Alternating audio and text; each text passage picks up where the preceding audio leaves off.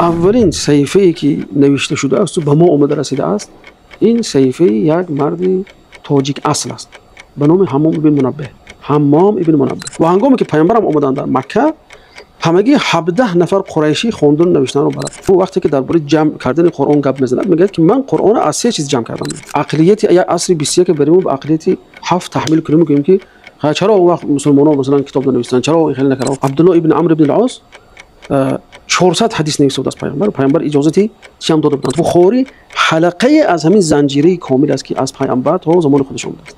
بعد خودش هم مثلا دیگه رو گرفته. خب دین ستیز میگه که حدیث بعد از 200 سال پیامبر نوشته شده است. کی نوشته شده است؟ بعد از 200 سال. کی نوشته است؟ بخاری. خیلی البته این فرمول خطا از اونها فکر میکنن که اولین حدیث بخاری نوشته است یا اولین کتاب حدیثی بخاری است، که این دلالت بر ندانستن میراث علمی اسلامی است. ببینید اگر شما با تدوین سنت پیامبر نظر کنید، میگه پیامبر خدا صلی الله علیه و آله آمدن برای قومی بود که یک قوم نوشتن و خواندن نمیدونستن. این به معنی اون که هیچ کی خواندن نوشتن نمیدونستن، که اکثریت نمیدونستند، اکثریت نمیخوندن. و تا میگن که قبیله به بزرگی بکر ابن وائل یک انسانی که خوانده تواند و نوشته تواند نداشت. و هنگامی که پیامبرم آمدن در مکه، همگی 17 نفر قریشی خوندن نوشتن رو بلد بود. بنابراین قرآن اهل مکه چی گفت؟ امتی امی گفت. از بین امی ها یعنی که انسانی که سواد نوشتن و خوندن ندارن، برای یک پیغمبر انتخاب کردن. سوال پیدا میشه که همین معلومات چخیل اونها حفظ میکردن مادامی که امی بودن، مادامی که نوشتن نمیتونستن، چیزی که میشنیدن مثلا شعر، مثلا شعرهای جاهلی زیاد است، چخیل حفظ میکردن. وسیله یگانه حفظ اونها این خاطره هاشون بود. یعنی هر چی که میدن به خاطرهاشون میسپردن و به طور شفوی یا اینکه شفاهی به دیگر نقل میکردن. به همین نمود به همین چیز معلومات چی گم نمیشه. اگر نوشتار باشه، چه مثلا 17 نفر که بنوشتن مثلا بلد بودن. ببینیم که زید بن ثابت رضی الله تعالی عنه وقتی که درباره جمع کردن قرآن گپ میزند، میگه که من قرآن از 3 چیز جمع کردم. میگه یعنی همون سنگ پاره هایی که بالی وای همون چیز نوشته بودن، حکاکی کرده بودن. دومش از پوست خرما، درخت خرما پوستش میدونه چه خیلی است. سومش از سینه مردان، یعنی که اون چیزی که از یاد از خاطره هاشون مثلا. همین 3 چیز جمع کردم. همه این دلاله بر چی میکنه؟ دلاله برام میگه که در اون زمان قلم نبود، ورق هم نبود. اینا امت امی بودن. چه خیلی گفتیم یک از امپریا، از تمدن هم خیلی دور بودن که اینجا مثلا کاغذ و چیز باشه و قلم باشه و نویسن و رنگ باشه و اینو. برای همین باید دونست که وقتی که این چیزا ما اطرافش صحبت میکنیم، نباید که عقلیت یا عصر 21 بریم و به عقلیت 7 تحمیل کنیم، میگیم که چرا اون وقت مسلمان‌ها مثلا کتاب ننوشتن، چرا این خیلی نکردن. اونجا نه کتابخانه بود، نه جای چاپ کردن کتاب بود، نه ورق بود، چه خیلی اونا مینویسن. نباید که عقلیت خود ما رو بچی با اون معیارهای حاضره گیریم، با معیارهای اون زمان تحمیل کنیم، یعنی که مقایسه کنیم. دیدیم که خیلی مهمترین وثیقه یعنی که قرآن کریم رو صحابه به چه طور حفظ کرده بودن؟ با نوشتن بالای سنگ ها یا بعض استخوان‌های شتر میگن، استخوان‌های شانه، یا اینکه چی در از چی مردم بگیرتن به طور شفاهی. خوب استاد، اکنون اینجا سوال پیدا می شود که آیا در زمان پیامبر صلی الله علیه و سلم حدیث ها نوشته شده بودند؟ بله البته نوشته شده بودند. محمد مصطفی اعظمی در کتاب خودش ده ها صحابه رو میاره که در زمان پیامبر حدیث می‌نویسند. مثلا عبدالله ابن عمرو ابن العاص 400 حدیث نوشته بود از پیامبر اجازتی چم داده بودند. تا ابو هریره هم رضی الله عنه میگه که میگن که عبدالله ابن عمرو ابن العاص از من میگن حافظ‌تر است، چون که وای مینوشت و من نمینوشتم. میگن که من کمتر مینوشتم. اینا همین قصه مثلا چی میکند که تقویت میبخشد که در زمان پیامبر صحابه حدیث مینوشتند. یا که اینجا مثال سعد بن عباده هست که وام مینوشت، جابر ابن عبدالله بود، انس ابن مالک خود خادم پیامبر صلی الله علیه و سلم بود که اینها حدیث ها رو مینوشتند در زمان پیامبر صلی الله علیه و سلم. یعنی معنای این گپ چی است؟ تدوین حدیث، نوشتن حدیث در خود زمان پیامبر صلی الله علیه و سلم چی بود، لیکن به شکلی کم بود، یعنی اندک بود. لیکن با نوشتن، طبعا با نوشتن اونها از جهت شفوی هم برای مردم این نقل میکردن. هم مینوشتن هم شفوی نقل میکردن. البته شفوی نقل کردن بسیار تر بود بین صحابه. یعنی که همین شکل تا بخاری آمد، زمان بخاری یعنی اینایی که میگن که 200 سال بعد نوشت کو تا بخاری به همین شکل اومده است. یعنی که بخاری مثلا اومد خدا رحمت کنه یا امام مسلم یا ترمذی چه کردن پاکسازی کردن حدیثای صحیح از وجه جدا کردن. امام مسلم و بخاری که شرط موندن، خود ترمذی مثلا این شرط صحت در کتابش مونده نیست، باب گذاری کردن کتابشون. مادامی که همین شکل از صحابه تا بخاری اومده باشد، بخاری چی میشد؟ بخاری چیکار کرد اومد؟ یعنی که امام مسلم چیکار کردن؟ اینا اومدن پاکسازی کردن، باب گذاری کردن. بنابراین میتونیم بگیم که بخاری حلقه از همین زنجیره کامل است که از پیامبر تا زمان خودش آمده است و بعد خودش هم مثلا دیگرو گرفتن. بخاری یک حلقه است. بخاری سرشوی حلقه نیست، بلکه از زمان پیامبر نوشته شده. بنابراین خطا میکنن، یعنی که اونایی که این گپ میزنن اونا از چیزی میراث اسلامی خبر ندارن، از ادبیات اسلامی خبر ندارن. پس استاد چرا اعتبارشون به قرآن نویسی زیاد بود و به حدیث کم؟ خب اینجا ببینید، قرآن مثلا کتاب اولی تشریع ما هست، یعنی که اصل اول در تشریع قرآن است، اصل دومی حدیث است. بسیارتر اعتنای آنها به قرآن به سبب اون بود که مثلا یکی از اسباب بود که ترس داشتن که حدیث نوشتن شاید که آمیخته به قرآن بشود.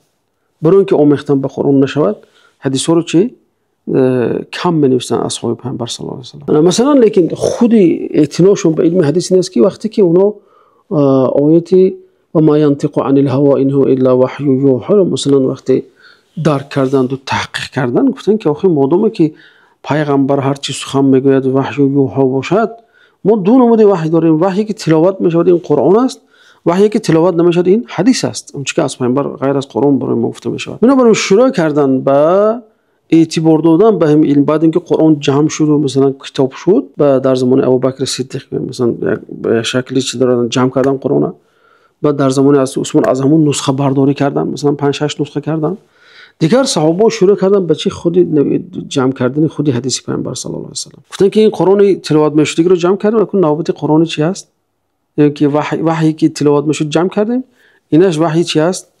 تلاوت نمیشه. بنابراین اینقدر تحقیق کردن، تدقیق کردن، درس ها، قاعده های گذاشتن که بعد رفته رفته به نام علم الحدیث مشهور شد. این چیز یعنی به علم حدیث مشهور شد. در اینجا برادر 3 نظریه هست در مسئله آیا حدیث زمان پیغمبر نوشته شد یا نشد، یعنی که سرشوی حدیث نویسی کی بود. مثلا نظریه محافظه‌کاران اهل سنت جماعت مثلا میگن که در زمان پیغمبر صلی الله علیه و سلم شروع شده است. خاورشناسان میگوید که نوشتن حدیث ها بعد قرن 2 یا 3 هجری شروع شده است. همین که همین شاونیست‌ها امروز دعوا دارن.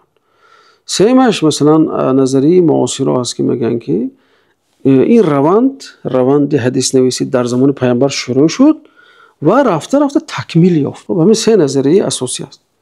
امروز ما تکیه میکنیم به همین دلایل علمی و تاریخی و دست‌نویس‌هایی که دست‌نویس‌های قدیمی که مثلا به ما رسیده است، ثابت میکنیم که در حقیقت حدیث های پیامبر صلی الله علیه و سلم نوشتنش در زمان خود ایشون شروع شده است. برای این درک کردن برادر، روش های جمع آوری حدیث اطرافش رو بکنیم.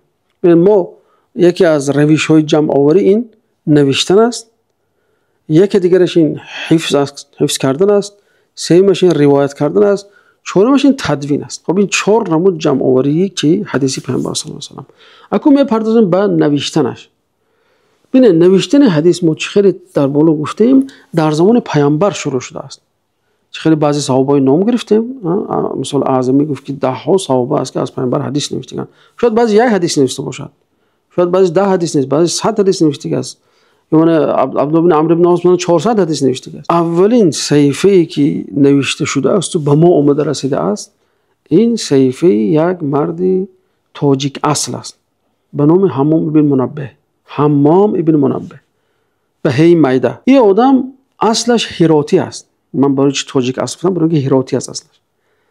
چه خیلی اون رفت وقتی که یمنی آمده از انوشیروان کمک خواستن که حبش ها رو از یمن دور کنن. انوشیروان 800 نفر فرستاد که از جمله همین باباهای همین حمام ابن منبه بود، مرد هراتی. اینا رفتن همونجا. دیگر همین آدم در همون یمن بود و یکمین شخصی است که حدیث پیامبر به طور صحیفه نوشت و دارای 138 یا 140 حدیث بود. همین صحیفه در کتابخانه ظاهریه دمشق خیلی مشهور است، در همونجا محفوظ از یک نسخهش. یک نسخه دیگرش در برلین بنابراین محمد حمیدالله که همین کتاب بالاش پژوهش گذراندگی است میگه که زنجیره نقلی همین صحیفه به این شکل است. یعنی که عبدالرزاق از معمر، معمر از حمام، حمام از ابو هریره، ابو هریره از رسول الله صلی الله علیه و سلم. یعنی که حمام شاگردی کی میشود اینجا؟ ابو هریره. شاگرد هم ابو هریره بود، هم عبدالله بن عباس بود، هم شاگرد عبدالله بن عمر بود، هم شاگرد جابر بن عبدالله بود. یعنی یک شخصی بود که از صحابه، چون که این آدم در سال 19 هجری تولد شده است. یعنی بعد از 8 سال وفات پیامبر صلی الله علیه و سلم. پیامبر سال 11 فوت دیدن، این مردک سال چی 19 تولد شد و تا سال 132 هجری زنده بود. یعنی که تا زمان عباسی های همین که خلافت عباسی شد این آدم وفات کرد. بسیار احادیث همین صحیفه‌ای که حمام بن منبه در صحیح بخاری و صحیح مسلم دیده می شود. تحقیقات هم معاصر نشان می‌دهد که 138 روایتی همین 138 و 140 98 روایتش در حدیث مجموعه های بخاری و مسلم به طور دقیق خب و از طریق روایت ابو هریره آمده است و از طریق روایت های شاهد از دیگر صحابه.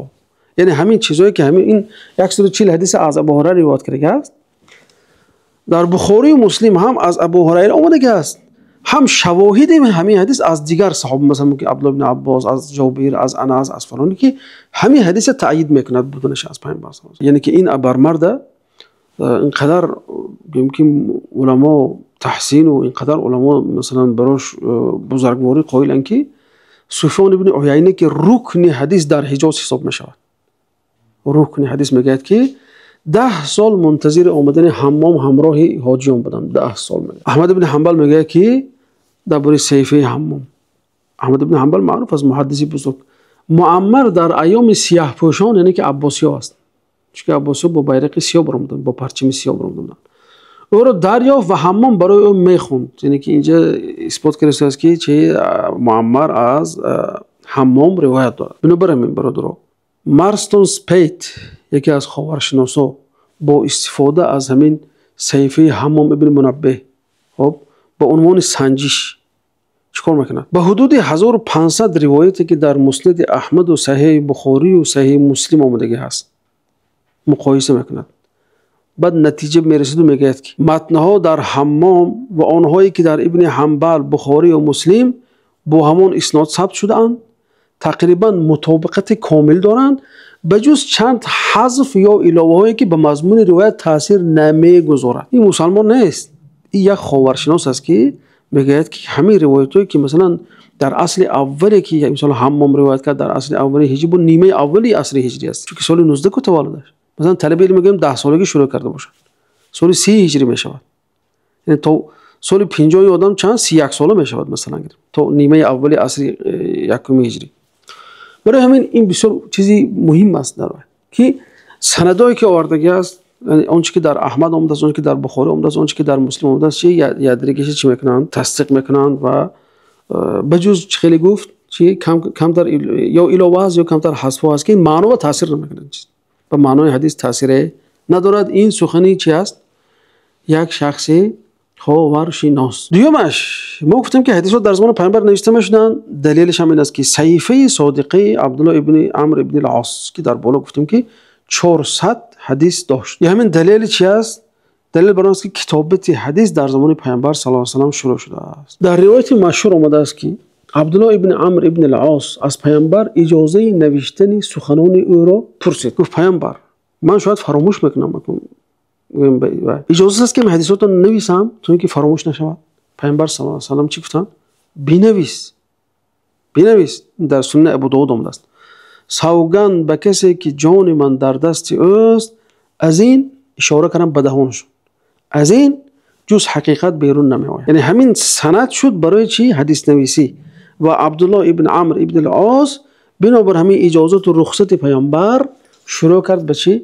نوشتن حدیث پیامبر و صحیفه نویس به نام چی؟ صحیفه صادقه که عبارت از 400 حدیث بود. ببینید دیگر شواهدی که دلالت بر نوشتن یا همه ادای شفاهی در زمان پیامبر میکند این چی است؟ مثلا بین ابوبکر صدیق رضی الله عنه تقریبا 142 حدیث نقل کرده است. انس ابن مالک نزدیک به 2000، جابر ابن عبدالله تقریبا 1000، عایشه تقریبا 2200 حدیث، ابن عباس هم قریب که 1400 حدیث روایت میکنه. این دلالت بر چی میکنه؟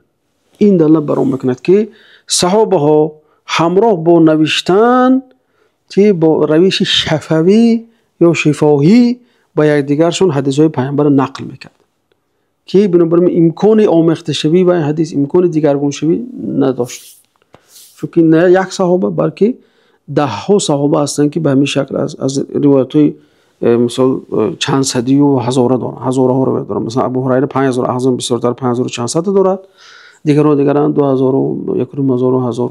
بنابراین خطیب بغدادی در کتاب خود تقیید العلم، معنی تقیید العلم چی؟ یعنی که علم قید کردن، نوشتن، بیش از 100 نمونه تاریخی آورده است که صحابه و تابعین احادیث را می نوشتند.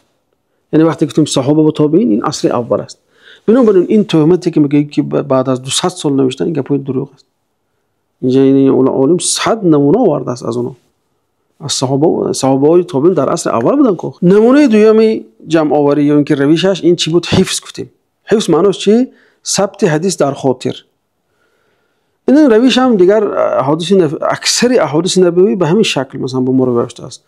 در مثلا جامعه همون سنتی عربی نقل شفاهی یا اینکه صنعت شفاهی از جمله حفظ شعر و داستان‌های طولانی و یک وی دیرینه داشت. تا وقتی مکه هم بازار عکاظ هم در کتاب‌های سیره می‌خونیم که مشرکای مکه اونجا شعرخوانی می‌کردن، با هم مسابقه می‌کردن در شعرخوانی و داستان و جاهلیت هم خیلی بسیار از شعرش. پیامبر خودشون هم مثلا همین قرآن حفظ می‌کردن و صحابه ها رو این چی تشویق به این چیز می‌کردن. مثلا در قرآن اشاره بینه میگه که لا تحرك به لسانك لتعجل به ان علينا جمعه و قرآنه. زبانت رو به اون حرکت مده تا اون را، یعنی که وحی را زودتر حفظ کنی. یعنی که پیامبر می‌خواستن که تیسر حفظ کنن، برای من وقتی که جبرئیل آیت می‌آورد پیامبرم تکرار می‌کردن همراهش. تو خدا گفت تو عجله نکن، یعنی که هر آینه جمع کردن و خواندن آن بر عهده ماست. این چنین ببین اینجا یک اصحاب صفه گفته که ما یک قشری از صحابه را داریم که اینها انسان‌های بیچاره مهاجرایی بودند که از دیگر شهرها آمده بودند، هجرت کرده بودند و غالبا اکثرشون مجرد بود، زن نداشتند و در کنج از کنج مسجد به نام صفه اونا رو جا کردن. اونا اونجا خواب می‌رفتن، می‌خواستند خدمت در خدمت مسجد بودند و اینا. از جمله ابو هریره هم از جمله همونا هست که برای ما روایت حدیث بسیارتر هم از پیامبر روایت کرده است. یعنی اونها که در مسجد کی بودن، خوب خیرشون که در مسجد کی بود، اینا چا می‌کردن؟ در حلقه علمی همیشه اشتراک می‌کرد. یعنی اونا اصلا انتظار بودن که پیامبر هر چی گفت اونو چا کنن، حفظ کنن. انس ابن مالک میگه که ببینید روش حفظ کردن حدیث است. انس ابن مالک میگه که تقریبا 60 نفر از ما همیشه برای مرور کردن احادیث و آموختن علم گرد می آمدیم. این در حدیث در مسند احمد است. این معنی چی دارد؟ یعنی صحابه ها در یک حلقه ای که 10 نفر اونجا می نشستند و حدیث با هم چی میگه، یعنی با هم داد و گریخت میکردن در حدیث. اگر یک انسان یک کلمه افتاد یا کلمه علاوه کرد تنبیه میکردن. یعنی این نشانه اون است که از اول عصر، از همون زمان پیامبر صلی الله علیه و سلم صحابه شروع کردن به حفظ کردن این قسم از وحی، یعنی وحی قرآن و وحی سنت. مثلا عمر بن الخطاب و ابو موسی اشعری صبح بر وقت می آمدند و حدیث به هم مرور میکردن. یعنی که ایناش حدیث میگفت، ایناش حدیث میگفت، یعنی که حدیثش چی میکرد میشونید. اگر باید که خطا باشد اعراد میگیرید یا علاوه باشد حذف باشد حتما یادداشت تنبیه میداد. یعنی که همین روش منظمی چی بود؟ حفظ نزد اصحاب پیامبر صلی الله علیه و سلم. یعنی که چخیلی که هر بار مثلا 10 آیات رو میآموختن، چخیلی در حدیث اومده است که 10 آیات از اون میکنیم، پس اون چی با آیات دیگر میگذاشتن. حدیث هم همین شکل بود، یعنی حدیث های ازود میکردن، یک تا حدیث، بعد حدیث های نوش ازود میکردن که همین چیز رو رفته رفته به نام چی مشهور شد، به نام تلقی. سوم روش چه در بالا گفتم این روایت است، یعنی انتقال حدیث نسل از نسل. ببینید تدریجا نظام همین زنجیره صحیح روایت مثلا یا سند تشکل یافت. ببینید زنجیره وقتی میگم ما در نظر داریم سند را، سند حدیث را، فلانی از فلانی از فلانی از فلانی. یعنی در ابتدا سالهای مثلا 40 هجری روایت حدیث غیر منظم بود، به ترتیب بود، مثلا به شکل غیر منظم یافته بود. برای وقتی که زمان فتنه شد و حضرت عثمان ابن عفان شهید کردن اون شورشچیان، ضرورتی تصدیق منبع پیدا شد. چون که این شورشچیان اکثرا آدمای چی بودن؟ پیروای هوای نفس خود بودن، دیگر اعتماد به گپ اونا نبود. برای همین وقتی که یک از یگون چیز روایت میکرد، دیگه شروع میکردند از پرسیدن همون منبعش، که چرا منبع رو میپرسن؟ برای اینکه الان حدیث سازی، دروغ بندی بر پیامبر صلی الله علیه و سلم شروع شده بود. مثلا ببینید در آخر قرن یکم هجری عادت پرسیدن در اواخر، یعنی که اواخر گفتن گپ چی میشد، یعنی که بعد از سالهای 50 40 50 چه گفتیم، عادتا پرسیدن سند و راویان حدیث پدید اومد. اینا برای هارالد موتسکی محقق آلمانی است، خاورشناس، مسلمان نیست. در تحقیقات خودش چی می‌نویسد؟ میگه که آموزش ها نشان میدهند که عادت پرسیدن از استادان درباره منبع روایت‌هایشان در آخر قرن یکم هجری پیدا شد و سپس در تمام قرن دوم به طور آهسته گسترش یافت. از این دوره به بعد 8 اصل معیاری اعتماد تشکل. بعد همین 8 اصل معیاری اعتماد به همون حدیث پیدا شد. استاد چرا از مسلمان ها نیو از خاورشناسا مثال میآورید؟ ببینید این مشکلی، مصیبت این لا حول ولا قوة الا بالله، لا اله الا الله محمد رسول الله. ولم جمله. خب ببینید چرا از اینو ما نقل میکنیم؟ برای اینکه این مشکلی، این شوونیست یا که دینسیتیزه که وقتی شبهه میافکند، وقتی ما قول علمای اسلام رو بیرون قبول نمیکنند، مجبوریم از ما هم مسلکای خودشون و هم فکرای خودشون بیاریم که اون هم فکرای معتدلش، یعنی که این چرا اعتراف کردن که این گپ مسلمانان نیست، بلکه گپ همون شخصی که با تو هم فکر است یا که مثل تو بدین و دینسیتیز است. برای همین نقل میکنیم برای اقامت الحجه. یعنی خب گفتم که 8 اصل معیاری اعتماد پیدا شد. بعد همین چیزا مثلا تشکل یافت. چی هست اینا؟ مثلا ضبط معناش چی؟ داشتن خاطره قوی. ضبط حدیث باید که راوی حدیث همین خصوصیت داشته باشد. دومش عدالت، داشتن خصلت‌های نیک، عدل میگن به عربی، یعنی که همون شخص باید که چی باشد؟ شخصی که راوی حدیث است. تحمل و ادا، یعنی که روایت درست شنیده، از شیخ شنیدن و از اون نوشتن همیشه در نظر دارد. وقت تحمل میگن. ملاقات، یعنی که دیدار با راوی که چی است؟ از خودش پیش است، یعنی که وقتی میگه که من از فلانی روایت کردم باید که دیدگی باشد. یعنی خب نقل با کلمه، یعنی که روایت چی؟ کلمه به کلمه روایت کردن. و صراحت در نقل، یعنی که آشکار کردن منبع روایت. اینجا خیلی با تدلیس و اینا از اینجا ما نمیگیم که همین از کفایه است. بعد افاده واضح، یعنی که بیان روشن و مناسبت سنی، یعنی که موافقت سن سال با راویان دیگر. چهارم روش گفتیم در جمع آوری حدیث این تدوین است، یعنی که تدوین منظم در قرن یکم هجری و دوم. یعنی معنی این گپ چی است؟ اولین تلاش رسمی تدوین حدیث در زمان خلیفه عمر ابن عبدالعزیز رحمت الله علیه که سالهای خلافتش به 99 101 هجری درست میگیرد، به میلادی 717 720. او به ابوبکر محمد ابن حزم که در اون زمان قاضی مدینه بود فرمان میده. چی میگه؟ هرچی از سخنان پیامبر یافته میشود آن را بنویس، زیرا من از گم شدن علم و از بین رفتن عالمان میترسم. این روایت در صحیح بخاری اومده است. ابن شهاب زهری یا شخصی است که بهتون گفت که مؤلف اساسی هم برنامه چی؟ تدوین حدیث. بسیار عالم بزرگ از خدا رحمت کنه. این اولین تدوین منظم حدیث ها را اونجا گفتیم به منظم بود. در اول منظم نبود، گفتیم اون سالهای اولی چی؟ سالهای مثلا گفتیم تا 30 و 40. اکنون شکل منظمش همین آدم شروع کرد و نسخه های آن به شهرهای اساسی اسلامی فرستاده شد. این فرمان عمر ابن عبدالعزیز جمع آوری حدیث را به یک شکل مؤسسوی تبدیل داد. علمانی که بعد آمدند، یعنی که و یارو شوگر به تهیه روش شناسی های، یعنی که همین منهجی جدید الهام بخشید. همین کاری که کرد عمر ابن عبدالعزیز رحمت الله تعالی علیه. بعد دیگه در قرن دوم هجری میبینیم. یعنی در قرن دوم وقتی گفتیم از سال 100 تا سال 200 هست. یعنی این همش مثلا رد به همون شخصایی که میگن که تا 200 سال حدیث نبود. در امام مالک ببینید، مثلا امام مالک رحمت الله علیه سال 179 هجری وفات کرده، یعنی که 795 میلادی. اولین مجموعه منظم حدیث ها را که عبارت بود از 1720 حدیث که از آن 822 تاش سخنان پیامبر بود و 898 از صحابگان و تابعین بود. یعنی تقریبا نیم به نیم است. یعنی که این عصر چی است؟ عصر یکم. یعنی که مالک مثلا سال 96 تولد شده است، 92 بفکرم، وفاتش 179 است. تقریبا امام مالک یعنی که شروع کرده باشن نوشتنشون در اون بدایت سال 100 مثلا گریم 20 100 چند شروع کرده نوشتن موطاشون.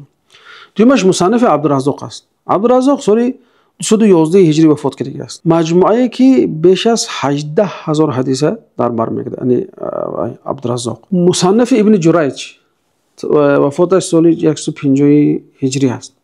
مجموعه معمر بن راشد که وفاتش سال 153 هجری است. یکی از قدیمترین مجموعه حدیث در قرن دوم هجری. این مجموعه ها چی شد؟ زمینه برای تألیف حدیث مجموعه هایی که بعدها در قرن سیوم هجری شدن، بین مردم مشهور شدن، مثل بخاری و مسلم و ترمذی و دیگر. اینا چی بودن؟ همین اساسش همین است. اساس بخاری و همین مجموعه هایی که مثلا همین تالیفاتی گفتیم مالک و عبدالرزاق و مثلا خدا رحمت کنه و معمر و دیگر. بعد به این زنجیر امام بخاری پیوست شدن، امام ترمذی پیوست شدن، امام ابو داود پیوست شد و همین شکل رفت. خب بیننده عزیز و همین اکتفا میکنیم و ان شاء الله حلقه آینده با شبهه ها جواب میدیم و اینچنین درباره شخصیت های کلیدی که حدیث را جمع کردن در اطرافشون صحبت میکنیم. و السلام علیکم و رحمت الله.